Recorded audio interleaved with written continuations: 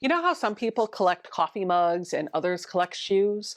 Well, I seem to collect pot holders because apparently one human needs at least 15 different ways to not burn their hands in style. But here's the good news: pot holders are quick, they're practical, and honestly, they're one of the best beginner sewing projects out there. And the fun part, there's no one right way to make them. Hey friends, welcome back to my sewing room. My name is Becca, and in today's video, I am going to show you 4 different ways to make pot holders.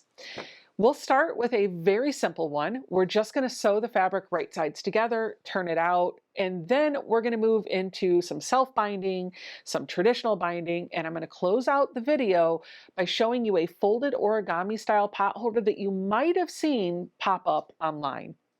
Each one is totally customizable, and by the end of this video, you'll have 4 solid tutorials in just one video. So you can pick your favorite or just sew them all. Before we dive into the tutorials though, let's just pause for a minute. There are some universal tips and materials that you'll want to know about before you get started, because pot holders aren't just cute, they've actually got a job to do. And if you skip this part, you might end up with something that, while it looks great, won't protect your hands from a hot pan. First things first, materials. Always include Insul-Bright in the middle. That's the heat resistant stuff with a shiny metallic layer. You can add a layer of cotton batting for some extra cushion, but please don't use polyester batting. Polyester can melt under the heat, and that's not the kind of kitchen drama that we're here for. Second, stick with 100% cotton. Your fabric, your batting, and even your thread. Cotton will hold up to the heat a whole lot better. Polyester might not. Third is a safety reminder.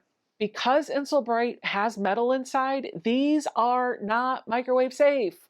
Unless you want fireworks in your kitchen, just trust me, don't try it. Fourth is sizing. Standard pot holders are 8 to 9 inches square, but you can make them any size or shape that you like. Bigger for casserole dishes, smaller for mugs. And finally, durability. Pre-wash your fabrics and do a little quilting or top stitching through all of the layers. That'll keep everything in place through the wash and will give them a nice polished look. Oh, and by the way, if you're making these as gifts, make them in pairs of 2, because pot holders vanish in pairs just like socks in the dryer. All right, tips covered. Let's get sewing. We'll start with the simplest version, the right sides together method. You're going to cut your layers, sew them right sides together, flip it out, and give it a little edge stitch or a little quilting. Easy, fast, and a great way to make a stack in an afternoon.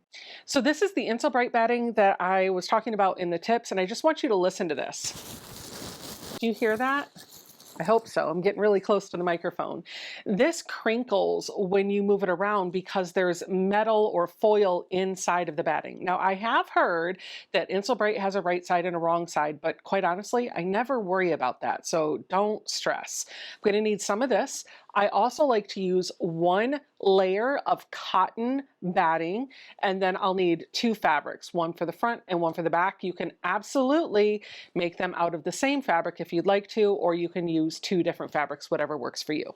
Now, when you cut this, you're just going to want to figure out what size you want your pot holder to be, and then add a 1/2 inch to your cutting materials. So for example, I'm going to make mine 9 inches, which means I'm going to cut a 9.5 inch square of batting, a 9.5 inch square of Insul-Bright, and 2 9.5 inch squares of fabric, and we'll put this together easy peasy lemon squeezy.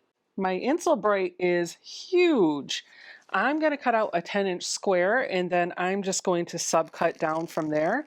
It will sound and feel a little bit different than what you're used to, but it's okay. If cutting is new to you and this intimidates you because you're not sure you're going to get an exact measurement or you're going to get the same size on all 4 shapes, I have a really quick and easy tip for you. Take your fabric number 1 and lay it down so that the pretty side is face down. Then take a piece of batting and put it on top. Try and cover up all of that fabric. or most of it. Take your Insulbright, put it on top, and then you can take this piece and put it on top, your other fabric, so you should have something that looks like this. And it's a little bulky, but you can cut out all 4 of these things at the same time. Now that we have all 4 of our pieces cut out, it's time to put this together. And this is so doggone simple. You just need to remember how you're orienting all of your materials. So I like to take one of the battings. In this case, I'm using the Insulbright first, and I'm putting that against the wrong side of one of my fabrics. So I have the batting touching the unprinted side. I will set that aside, and then I'm going to take the other square of fabric and put that so that the unprinted side is against the cotton batting. I'm just going to smooth that out, and now I'm going to take the 2 fabrics and make them touch. So I should have something that looks like this: batting, batting, fabric in the middle. We're going to take this over to our sewing machine, and we're going to start stitching in the middle of one of the 4 sides, actually probably more off to the right. And we're going to come over to the corner, then go all the way down, all the way across the bottom, all the way up, and then over part of the way at the top. Now here's a trick for you if you want to keep this really tidy. When you start stitching, start from up here and come in about 1/4 of an inch. You can even mark it with a pen, and then pivot 90 degrees to sew off here. Then do the side, the bottom, the other side, and then when you come across the top, stitch over. And when you get to that point where you want to stop stitching, you can back stitch, of course, but then you'll pivot 90 degrees and sew straight off. And that's going to give your hole a little bit more shape to be able to tuck it down when you turn it right side out.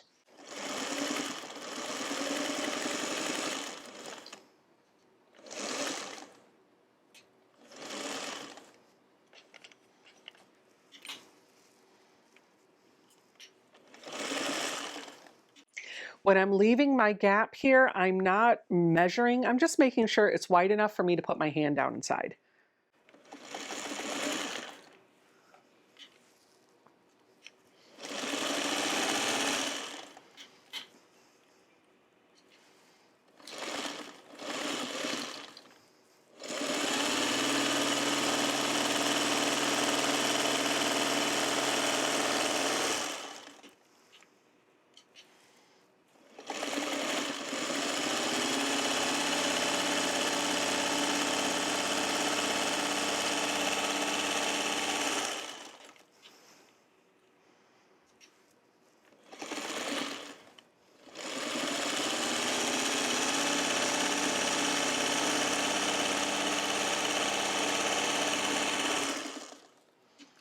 Now that I have all these layers sewn together, I want to take a little bit of time to treat these corners so that I get a nice sharp point at the corners, or as sharp as possible.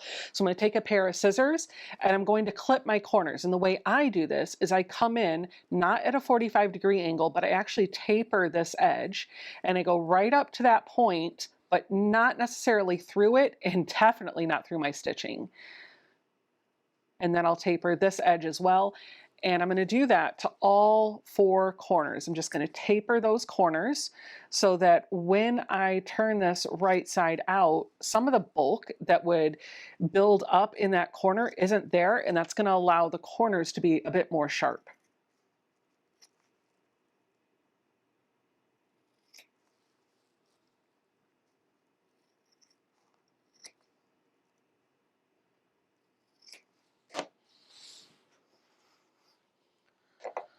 Once we've done that, it's time to turn it right side out. So we're going to pull the layers apart, and we should have a little pocket with our fabric touching each other. We're going to reach inside of there, grab the other side, and just pull it through the hole. And we'll push this right side out. We will roll the seams so that we've got that nice seam rolled out all the way through. I actually use one of these tools from Modern American Vintage to get down into those corners when my hands don't quite do it for me. I like this tool because it's blunt enough to do the work in the corners, but not sharp enough to poke through the layers. I will link to them in the description box down below. They have a ton of different tool sets and they're really cute. They're all handmade too. Our last step is to tuck this in. And so now that we did that little L-shaped thing, that's going to allow the fabric to naturally fold in on itself. So I'm going to let it fold where it needs to be. I might fuss with it a little bit just to make sure that everything is lined up and the batting is where I want it to be too. Then once it's in the spot that I'd like it to stay in, I'm going to come in with some clips and clip this edge so that that hole is shut.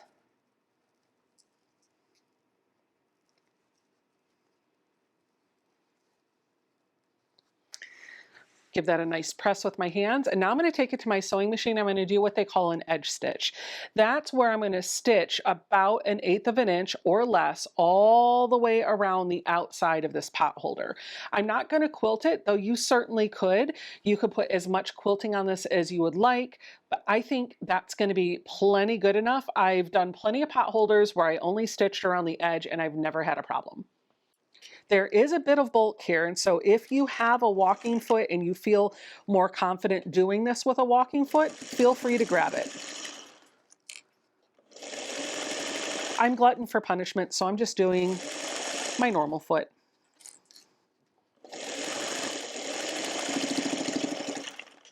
When you get to the corner, you're just going to stop and pivot 90 degrees.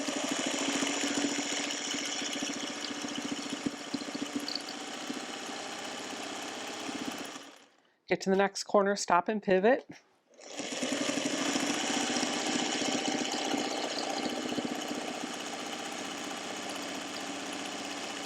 Last corner-ish. Nope, I got one more. Third corner.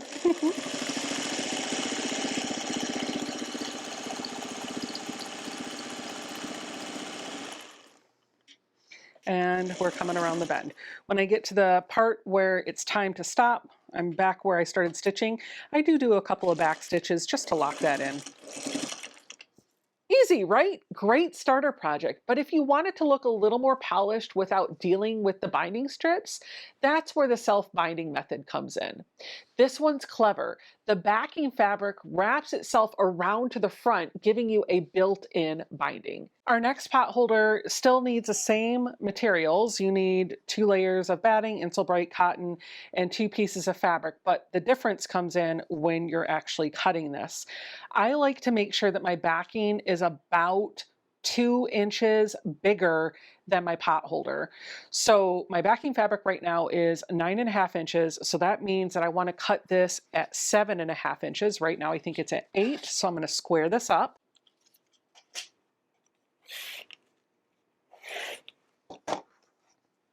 And because this is exactly 2 inches smaller than our back fabric, it's going to be a bit easier for us to measure and make sure that this bit is directly in the center of my backing. So I'm going to take a small ruler.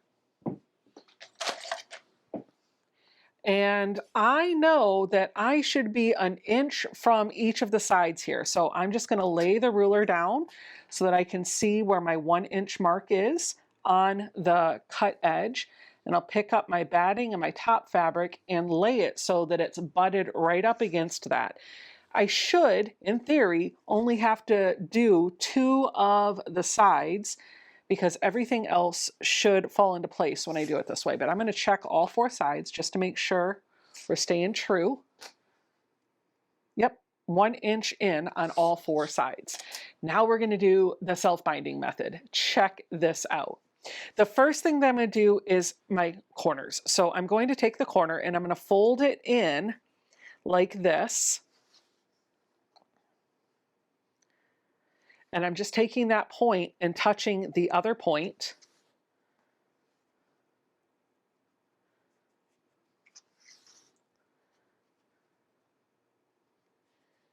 And then I'm going to come through and cut right on that crease that I made.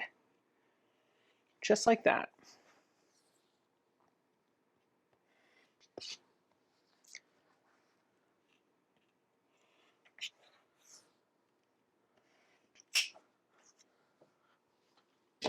Now we're going to start doing the self-binding with pretty mitered corners. I like to use my Acorn Easy Press pen for this because I feel like I get a much better fold out of the backing. So I take my Acorn Easy Press pen and I'm going to measure an half of an inch in, because each one of these sides is 1 inch away from the edge of the fabric. And I'm just going to draw a line of that Acorn Easy Press pen solution, just like that. And what that allows me to do is quickly and easily fold and crease the fabric, and I can fuss with it a little bit to make sure that the raw edge is touching my sandwich. Then I'll do it on this side. We're going to measure 1/2 inch in. I'm going to draw my line with my Acorn Easy Press pen. I'm going to fold this fabric right on that drawn line of liquid and then kind of fuss with the fabric a bit to make sure that the raw edge is touching my sandwich. And rinse, lather, and repeat. I have taken a minute just to put some pins through all of these layers. This is not needed. You could certainly spray baste, but I want to hold my layers together as I'm folding my fabric over to the front. So I've got 4 pins in here, 1 in each corner. Let me show you the next step. So I have all of my fabric folded around the edge so that it's touching my little quilt sandwich. And I want to start wrapping this so that it comes up over the top. So the first thing that I'm going to do is take the corners that this is going to touch and fold that corner in right up to the edge. And then I'm going to fold it over so that it's on the corner, and I'm going to clip that corner in place.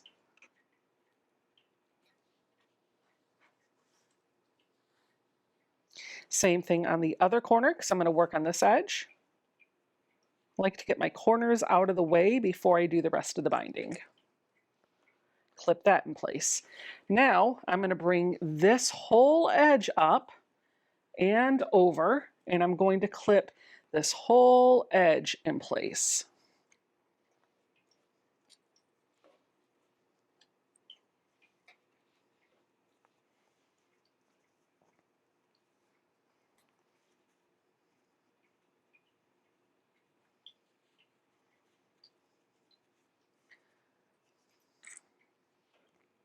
If I do this correctly, I should be starting to build out a mitered corner in the corners here, which just means the folds are going to come in at a 45-degree line and they're just going to barely touch. But if this is frustrating you and you can't get that perfect miter, guess what? The mitered corner is not what's going to protect your hands from the heat. So don't fuss, don't worry about it. Just get the edges wrapped over the pot holder. So you'll see I just folded the edge in and then up, and now I'm going to go, whoops, I folded the edge in and over the top and clip it in place.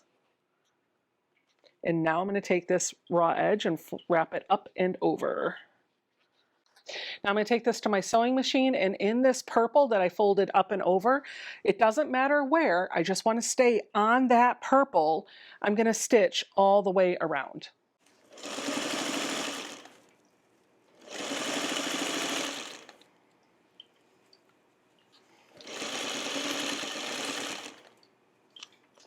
Needle down, press her foot up, turn, press her foot down, continue stitching.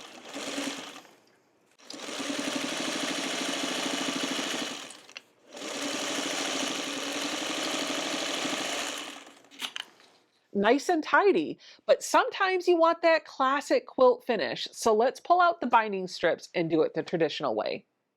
This one looks the most like a mini quilt, and it's a great way to practice binding on a small project. And here's a bonus tip. When you're quilting your pot holder, it's a great opportunity to try quilt-as-you-go. Since it's small, you can experiment with straight lines, decorative stitches, or even some dense quilting to see what you like best. This pot holder goes together just like a quilt. You need 2 pieces of fabric, and honestly, orphan blocks would be a great use for this. You also need your cotton batting, and your Insulbright. I don't cut this down to size yet because I feel like I get better results if I quilt all the layers together, then square it up. So I'm going to set this up just like a quilt sandwich. I'm going to take my back fabric and put it on my surface, pretty printed side down, and then I'll put my Insulbright or cotton batting, and then my cotton batting or Insulbright, depending on how you have it all laid out. And then I'll put my top fabric on. And you just want to make sure that your fabric is oriented the right way for what you're going to do. Yep, sure is. Awesome. After that, I get to quilt this however I want. Now, I have a long arm, and so I could batch make these by putting some backing on my long arm and a nice big chunk of batting and Insulbright and just letting the long arm go to town, and then taking that off of the long arm, squaring it up and putting binding around each one, and maybe even a little loop if I wanted to. But I'm not putting this small piece on the long arm, and I'm only making one pot holder today, so I'm going to quilt it here at my domestic. There are a number of different ways that you can quilt this. Like I said, it's as quilty as you want it to be. My go-to is always to just draw some sort of crosshatch, and I do that by getting a ruler that has a 30-degree and a 60-degree line on it, and I pick one edge that I want to start lining it up on. I put that 30-degree line right on the edge of my fabric, and then I grab a marking utensil and I just draw a line. And if I didn't get all the way through, I'll pick up the ruler, move it down a little bit, and continue that line down here. Once I have that first line, I'm just going to figure out how big I want the spaces to be. I usually go with a standard 2 inches. So I'll put the 2-inch mark right on the line that I drew, and I'll draw another line that ends up being 2 inches over to the right of it. And I'm going to do this until the top has lines all across this way going this way. I started drawing my lines and I realized really quick I was making squares on point instead of the diamonds that I wanted to make. And I just want to talk to you about that really quick. The squares on point are perfectly fine, and I think most people tend to lean towards that when they're doing cross hatching. But sometimes I want my shapes to look like diamonds. And so the way I get that result is to mark that 30-degree line, and then the edge of fabric that I measured for that 30-degree angle, I need an edge that is perpendicular to it. So if I used the left side of the fabric, I need to use either the top or the bottom for the next measurement. The next measurement is going to be the opposite side of that 45-degree line. It's not going to be the 30, it's going to be the 60. And that's going to give you those really nice elongated diamond type of shapes. Now, if you choose to do 30 on the other one, guess what? You're going to end up with squares. You're not going to have the diamond shape. It's just that the starting angle was 30 degrees, if that makes any sense. I'm going to mark this up. I think I'm just going to stick with what I started drawing because after all, it's a pot holder, and whether I'm getting diamonds or squares in the quilting doesn't matter. It's still going to protect my hands. When I pick this up and carry it over to the machine, I'm just going to put the whole bulk of this underneath my needle, and I'm going to stitch right on all those lines that I drew.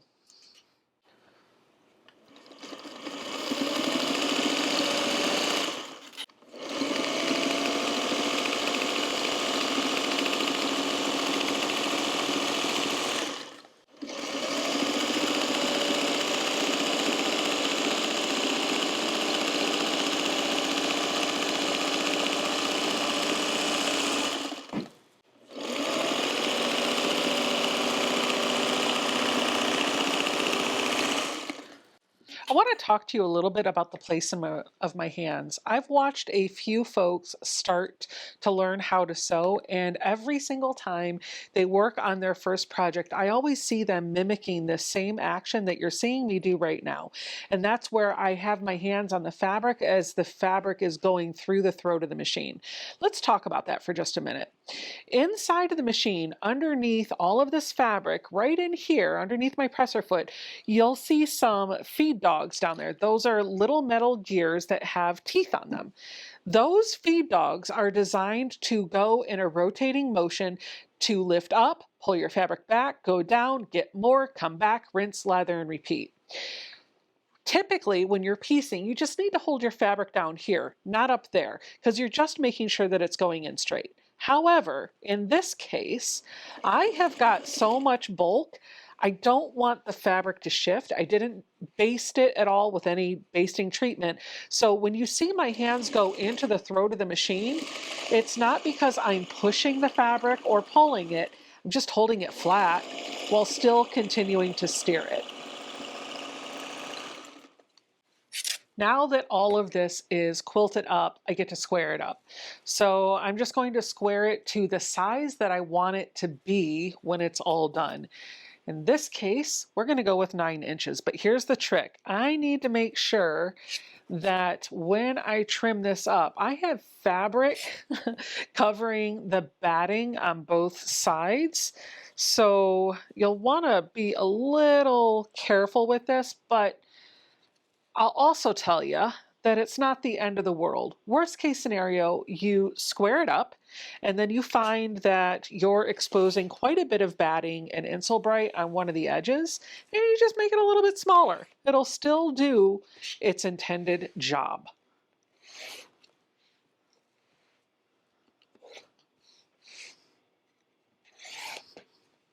Mine is trying to curve up a little bit because I didn't do a good job of basting all the layers, but over time it's going to be fine. When I flip this over to the back side, see, I'm exposing some of my batting here, and this might get covered up when I put my binding on, but if I'm worried about it, I can just square it down a little bit more. Instead of going with 9 inches, we'll just make it 8.5 inches. And that should make sure that I've got fabric going from edge to edge.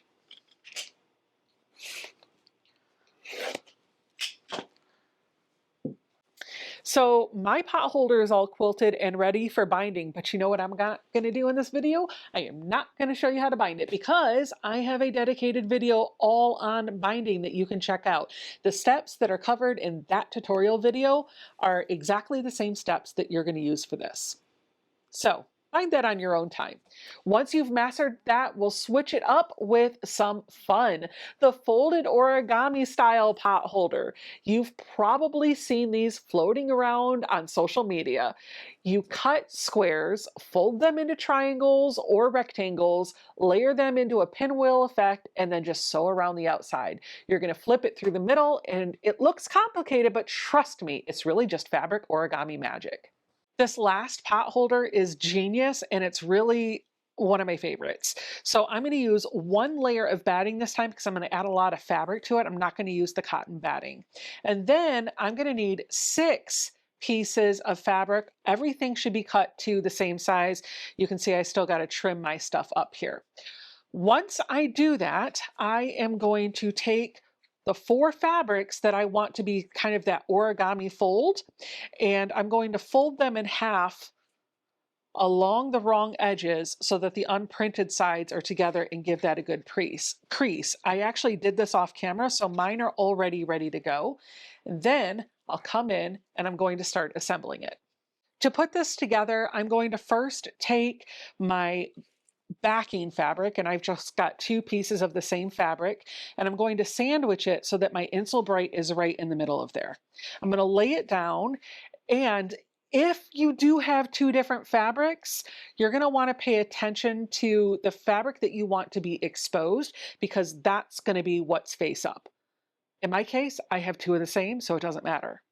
Then we're going to take our folded pieces and we're going to lay it down kind of origami style. And what'll happen here is we're going to line up the raw edges with the raw edge of the pot holder. So the folded edge should be in the middle.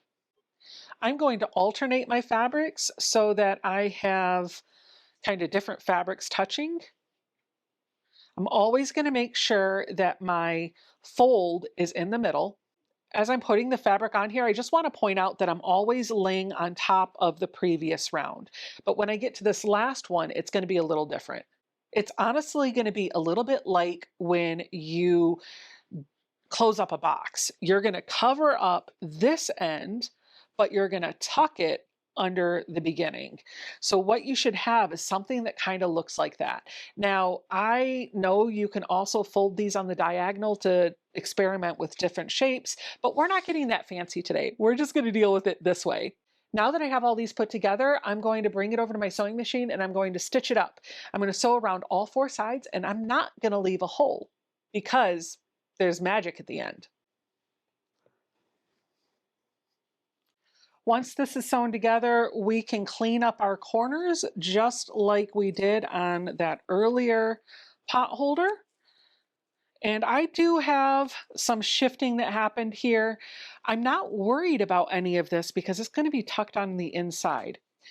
After I've clipped my corners, I'm going to lay it down so that I have my little pockets up here, and I'm just going to reach inside and oh my goodness, you guys, look, it's almost done. Just going to pop all these corners out. Once I've turned it right side out, I have this really cool pot holder that when I pull it apart, I get a little pop of fun fabric in there.